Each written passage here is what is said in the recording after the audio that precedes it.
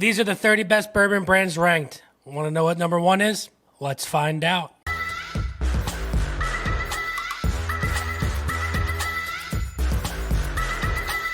What is going on, everybody? Nathan here with the Everyday Drinker, bringing us a brand new video. Today, we are going to be diving into this website's top 30 best bourbon brands ranked. The last time we did this style of video, you guys really enjoyed it when we went and found the most expensive bottle of bourbon ever sold. I had never looked up that website. I saw it pop up on my For You page or whatever it was, and we found out together. Now, this one right here, I went out and did a little bit of research and looked up, what is the top 30 or 50 bottles of bourbons, and this one was the first one that popped up for me from Tasting Table. I have not looked at this list yet. We're going to be looking at it together. And if you guys want, once we go through these, I will possibly do my own bourbon brands ranking video as well. If you want to see that, let me know in the comments down below. Leave a like, smash that subscribe button. We're on the road to 15,000 subscribers. But without further ado, let's go into the Tasting Table's top 30 best bourbon brands ranked. Now, what I do know from this, I read the first paragraph, they combined a bunch of different bottles in a brand to put it into the ranking system. So I've got no idea what we're looking at here, but here we are. At number 30, we have Old Elk. Now, this is a sleeper bottle. I wouldn't expect this bottle to be really known by a lot of people, but I do appreciate Old Elk being on this list at number 30. It's really, really cool. I've liked a lot of their lower proof things compared to like their barrel strength and single barrels. I do really like this one right here, the Old Elk Wheated Bourbon. Absolutely fantastic bottle. All right, moving in, number 29. Wow, Evan Williams is dropping really, really low. 3 banger bottles out of this lineup. The Evan Williams single barrel, the Evan Williams bottle and bine, absolute banger bottle. And then one of my favorite 90 proofers, the Evan Williams 1783. For me, Evan Williams at 29 is a little low. I would put it a little bit higher, but hey, maybe there are some other bottles and brands on this list that, could be a little bit better. At number 28, we're looking at Benchmark. Benchmark is absolutely fantastic, coming from Buffalo Trace. I love the bonded, the full proof at like $25. Absolute stellar bottle at 125 proof. But my favorite out of this lineup is the Benchmark single barrel, 95 proof, and $26, $27. You can't go wrong with the Benchmark single barrel. Benchmark at 28. I would also bring that and put that a little bit higher on this list as well. But like I said, this list could have some stellar list bottles on here. New Riff at 27. I think I would put New Riff right where it is on this list. I've had a bunch of different offerings from them. They're all really, really good, but nothing is standout-ish from this distillery. I do really like them, but I do think that this is probably a good spot for where New Riff is on this list. Moving on, 26, we've got Maker's Mark, and this one right here definitely surprises me. I'm surprised that Maker's Mark isn't on the top 15, solely due to, the wood finish series, their private selects, absolutely wonderful process that they do. The one bottle that I really personally don't enjoy from Maker's Mark is going to be the 101, but everything else from Maker's Mark, I pretty much do enjoy. So 26 for Maker's Mark, definitely a surprise on here. I thought it would be a little bit higher. All right, number 25, Larceny.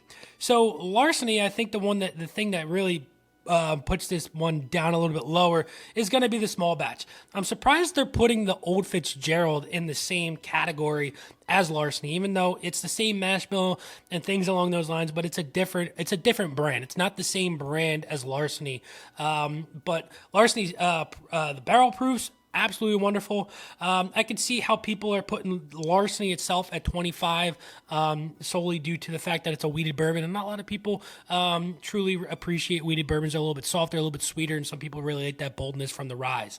Let's move on. Number 24, we're looking at Redemption. This, to me, is high for Redemption.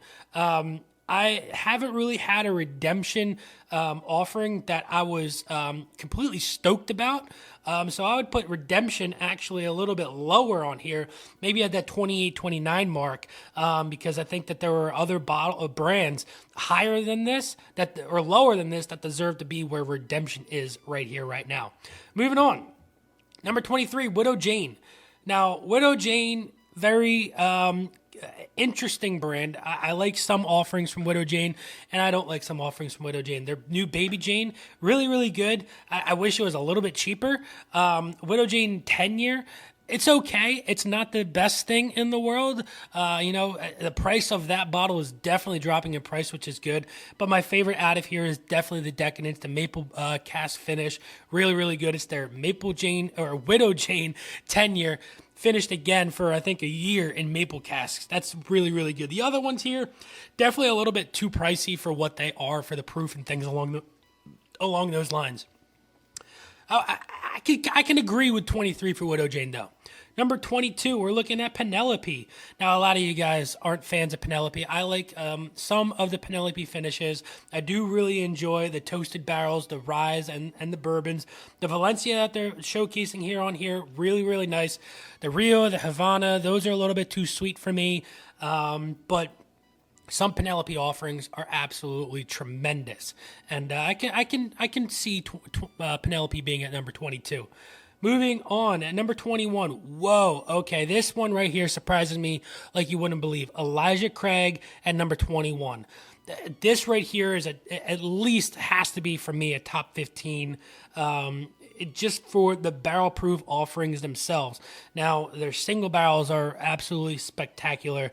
The Elijah Craig 18, not the best thing in the world. The toasted barrel at 94 proof, a little bit better than the regular offering at 94 proof. But the big kicker for me is the single barrel bottles at 94 proof. Some of the best out there for a lower proof single barrel offering. Top 20. We're in Willet territory. Now, I hope they're incorporating all of Willet offerings and not just the pot still bottle here. But when you incorporate all of Willet, their purple tops and the green tops and the black label, all of those encompassing what Willet is, I do think that Willet could be a little bit higher. But now that they're doing some different things, I can see how Willet can be at that number 20 spot. Moving on, we're at Woodford Reserve at 19, and I would definitely put Elijah Craig over Woodford Reserve. The only good bottle from Woodford Reserve that I personally enjoy and have consistently enjoyed is the double barrel. 1792 at 18, another one that I think is ranked a little bit too high here on this list. Favorite bottle from 1792 is the single barrel. The bottled and bond is okay. After I got through my bottle and got different samples and another bottle of it. The full proof is good at like $45-50, but I don't think that 1792 deserves to take a place in the top 20 over a couple of the other ones that we had already seen. Number 17, Basil Hayden. This one right here is number 30 for me, absolutely automatically when we're looking at this list. This does not deserve to be actually anywhere on this list. It does not, in my personal opinion, belong in a top 30. It's a low proof, high price, it's not worth it for me. And this right here speaks truly to what this list can be. And I can't wait to see what's higher than this on here if we have Basil Hayden at 17.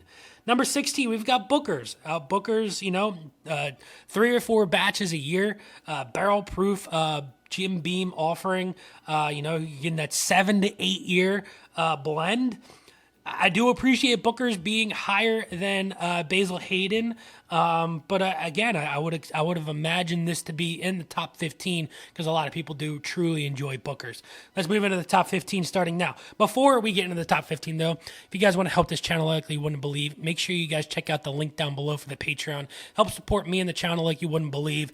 When you're looking at the Patreon for a little as $2 a month, you get in on the Discord, you get in on barrel picks and things like that because we've got those coming in, and you don't want to miss those free sample giveaways every week that, a lot of people get things that they've never tried before, and the only way you get into those is you got to join in on the Patreon. But number 15, we are looking at Old Forester, and this one I can appreciate its placement on this list at 15.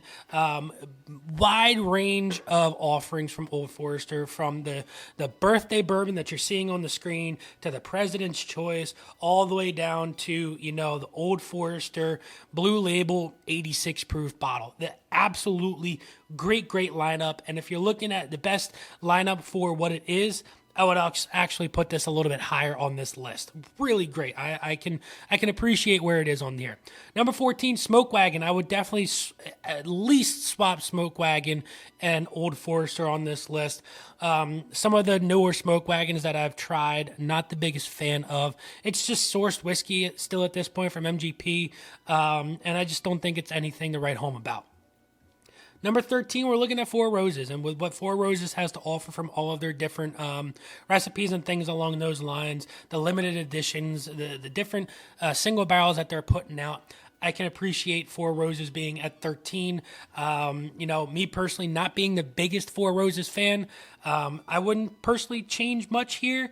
Some of you guys might want this to be a little bit higher, but at 13, Four Roses, it's a good spot.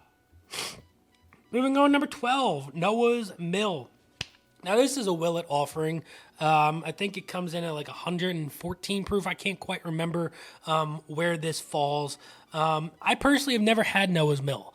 I've heard good things. I've heard bad things. Obviously, being a Willet offering, you're going to get different thought processes behind it. I don't know. I also don't know if it's what the age statements on these are. I don't know if it's a little bit older. I don't know if it's a little bit younger. But Noah's Mill at number 12, I can't personally speak on it, but I do know that other offerings that I've had do deserve to possibly be a little bit higher than Noah Mill. Number 11, Barrel. You guys know I love my barrel offerings. My personal favorite, I believe, was 31. 31 was fantastic. 28's good. 35 was really good. 34 is good. Their newest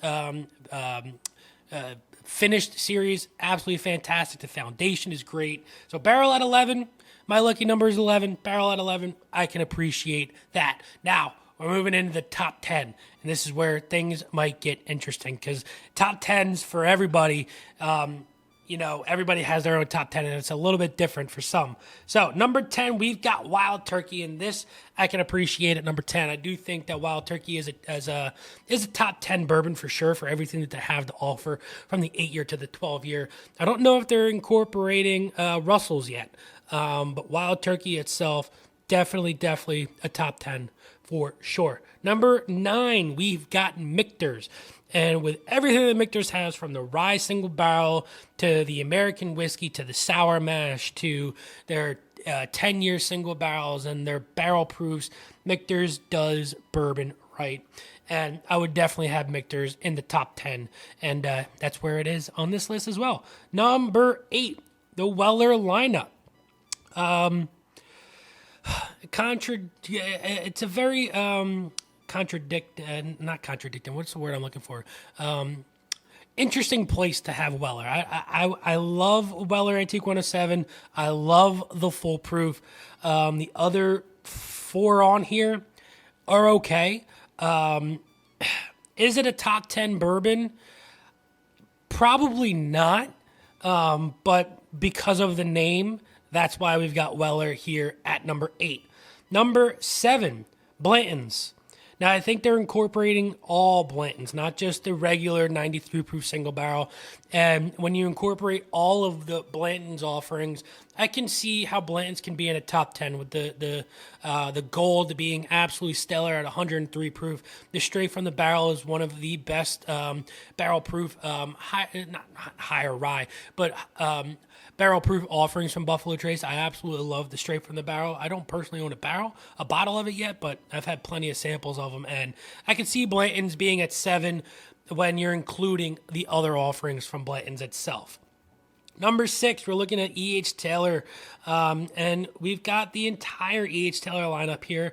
When you look at E.H. Taylor itself, and you've got the 18-year marriage and the cured oak and the warehouse H and things along those lines, you kind of it's got that lure behind the E.H. Taylor name because of those single yearly releases. But when you look at E.H. Taylor itself with the single barrel, the barrel proof offerings, the small batch is incredible, and the straight rye, I would put E.H. Taylor in a top 10, maybe top 15 when you're looking at it at that.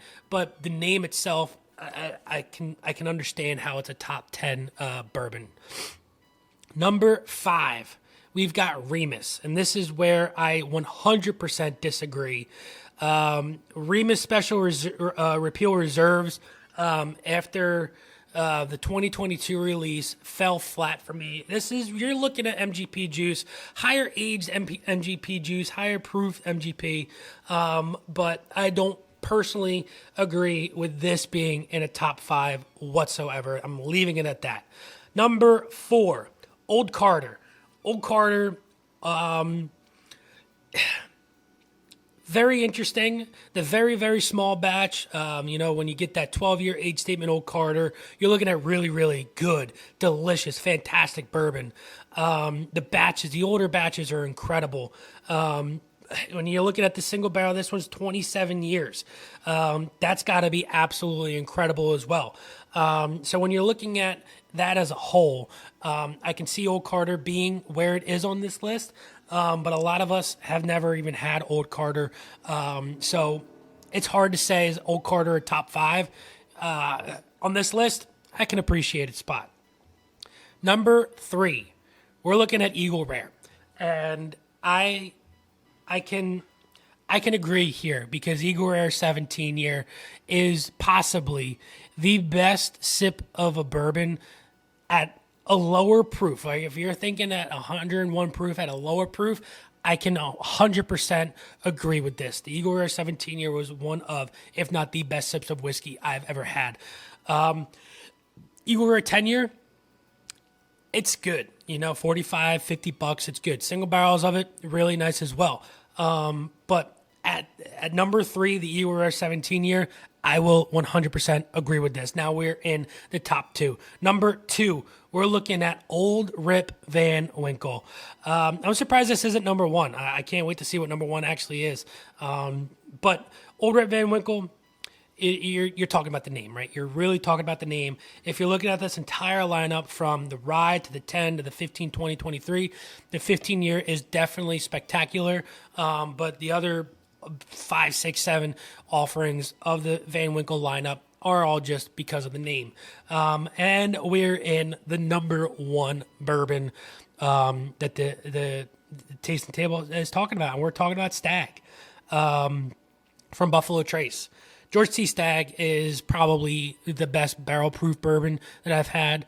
I've had plenty of those. I've had plenty of the Stag Juniors, and they are absolutely mind-blowing for what they are. The flavor punch, the age statement that you're getting on some of these George T. Stags from 15 years up to 18 years in the blends, it's absolutely bonkers. And I can 100% agree with George T. Stag being at number 1 on this list. Like I said, if you guys want to see my personal list, how I rank these steamed 30 brands, let me know that down in the comments below. Smash that like, leave that subscribe, and check out the link down below for the Patreon.